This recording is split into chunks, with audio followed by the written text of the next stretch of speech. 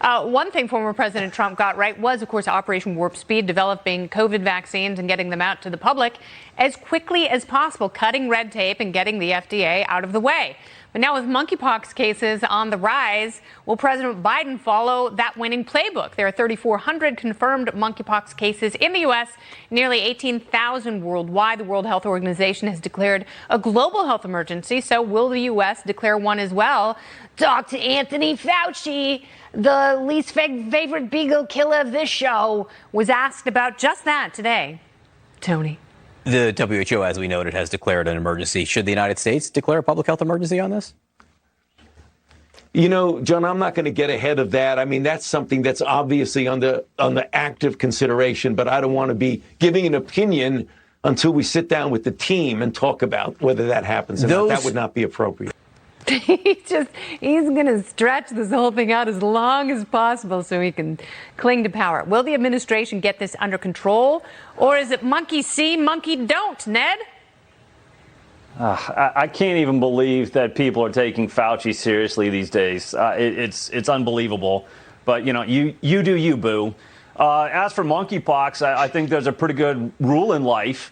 Don't attend gay orgies. When you look at the New England Journal's report of the 528 cases they reviewed.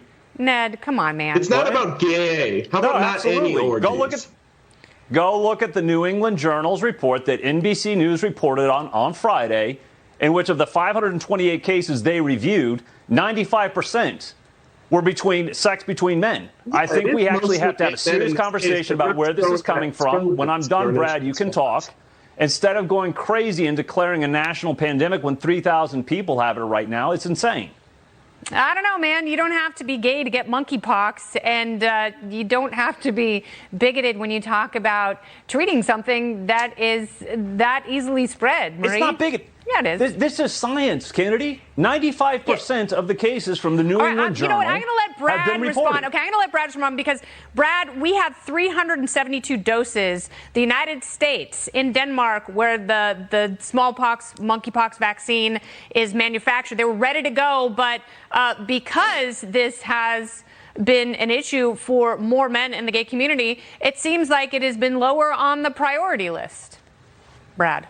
Yeah, look, Ned is right when he says that monkeypox right now is mostly affecting gay men. The problem is that public health-wise, not going to orgies in general is a good policy to not get sexually transmitted diseases. 100%. And so we have to be really careful. We saw with the AIDS crisis, with the HIV crisis, about how certain communities or certain gay people will be stigmatized over something that lots of people do. And we got to be careful about that. But back to the main topic here, we've got to be very careful about these emergency powers. We saw with COVID how these were abused. We saw with 9/11 and the Patriot Act how these were abused. We also saw with Donald Trump declaring a border emergency to try to fund his wall that he couldn't get Congress to pass. Emergency powers, we shouldn't be talking about using them again, especially for something with only a few thousand cases where there's already a vaccine that people should look into if they're at risk. We should be talking about taking emergency powers off of the books once and for all. Yes, and how many communities, gay, straight, or otherwise, Marie, have been harmed by the government taking so much control over our lives and the economy, to Brad's point. Marie? Well, look, there are some things that in a public health emergency that doesn't respect, state borders, for example, that the government can do well. One of those things, I think, is a more coordinated effort across the country to a variety of populations to get them vaccinated.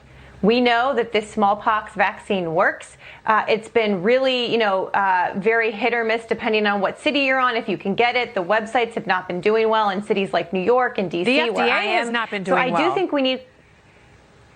So I think we do need coordinated action to help people get tested. We know it's very hard to get tested for monkeypox right now, to get tested and to get vaccinated. And that kind of, I will use the term, bigoted language that makes it seem like the only people that get this are from one group of Americans. Hey, guess what? Gay men also have friends and family members and colleagues. And this is not just transmitted through sexual activity. It's transmitted through close contact. So you don't fight diseases. I'm glad Brad brought up HIV/AIDS. You don't fight diseases by caricaturing the people who get them or who get them at one point in time. You fight them through a whole host of things. And I do think the government can play a role in some of that and making some of this easier. And I hope that they do, because this is a public health emergency right now. In terms of accessing and distributing those vaccines, the FDA has been shameful, and shame on them for not going to the facilities where they are already in vials. They are ready to go. They are ready to ship.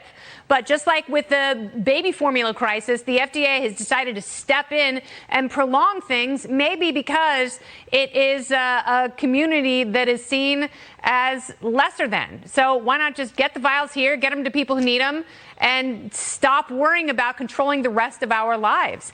Ned, Marie, and Brad, thank you all so much.